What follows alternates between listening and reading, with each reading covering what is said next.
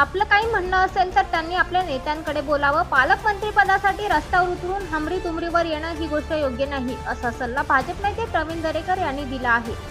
तर पालकमंत्री पदावरून अशा प्रकारचं चित्र रस्त्यावर वादविवाद होणं हे उचित नाही. निश्चितच ते महायुतीला शोभा देणारं नाहीये. कारण महाराष्ट्रातील जनतेनं मला काय मिळावं तुला काय मिळावं यापेक्षा महाराष्ट्राचा विकास व्हावा या भूमिकेतनं जनाधार मोठ्या प्रमाणावर महायुतीला दिलाय.